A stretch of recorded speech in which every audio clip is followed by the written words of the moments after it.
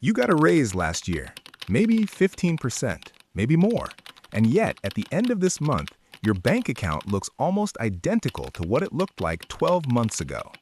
You are earning more, you are spending more, and somehow you are saving the same. So the question is, if your income is growing, why is your wealth not? Most professionals in this position do one thing. They look outward. The company is not paying fairly. The manager is blocking a promotion. The economy is difficult. And perhaps some of that is true, but here is what is also true. There are people inside the same company at the same salary band who are quietly building financial security. Same employer, same economy, different outcomes. This video is about that gap. It is not about investment strategies or stock portfolios. It is about the habits, the small daily financial decisions that either build your wealth over time or quietly drain it, regardless of how much you earn. This video is called "Your Boss Isn't Blocking Your Growth, Your Money Habits Are." Before we go further, let us establish 4 terms.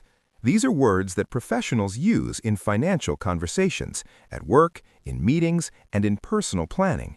Using them correctly will make you sound more informed and more credible. Term 1. Lifestyle inflation. This is when your expenses increase every time your income increases. Example sentence. She received a significant promotion last quarter, but lifestyle inflation meant her savings rate remained unchanged. Term 2. Income ceiling. This is the invisible limit on how much wealth you can build, created not by your salary, but by your spending habits. Example sentence. Without addressing his spending patterns, he will always hit the same income ceiling, no matter how many raises he receives. Term 3. Delayed gratification. This means choosing a future reward instead of a present one, accepting short-term discomfort for long-term benefit. Example sentence. Investing rather than upgrading her car this year is a deliberate practice of delayed gratification. Term 4. Financial discipline. This means consistently making money decisions that are aligned with your long-term goals, not just your current mood. Example sentence. He demonstrated strong financial discipline by maintaining his savings contribution even after receiving a bonus. Now, let us look at the 3 habits that keep salaried professionals financially stuck, even as their careers progress. Habit 1. Lifestyle inflation.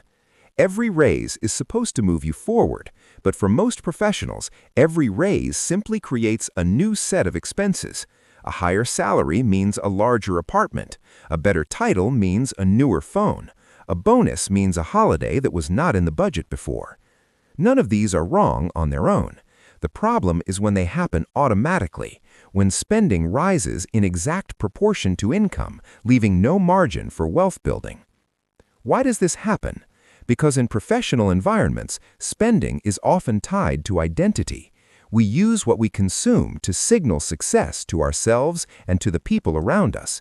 The raise feels like permission to finally have the things that match the life we believe we now deserve. Habit 2. Impulse spending as a stress response.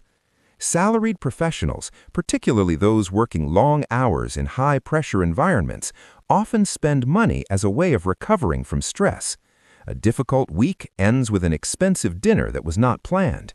A frustrating meeting leads to an online purchase made on a phone during the commute home.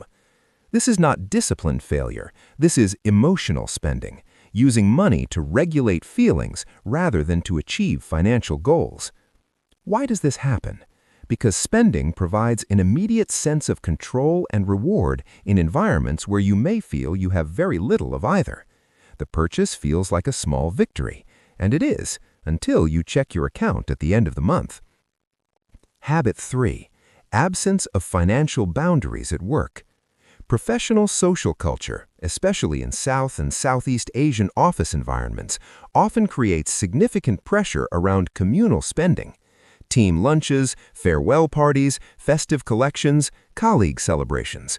These are not bad things, but when you have no financial boundaries, no defined limit on how much social spending you will participate in, the cumulative cost is significant, and the social cost of saying no feels high.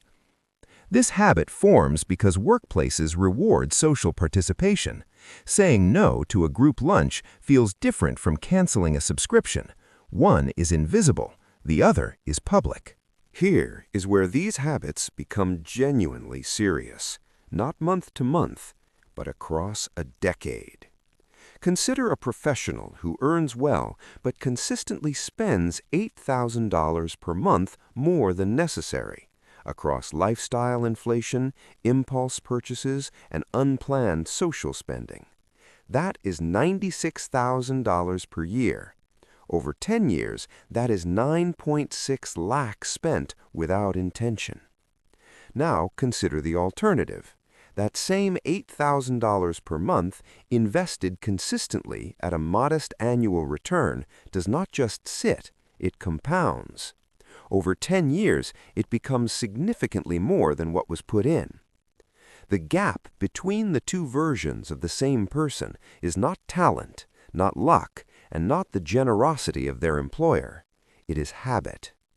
This is the compound effect, the principle that small, consistent actions produce results that grow exponentially over time, not linearly. What professionals believe: a higher salary will solve my financial problems. What actually happens: expenses rise to meet income. The problem moves, it does not disappear. I will start saving seriously after my next raise. The next raise brings new lifestyle expectations that reset the target again.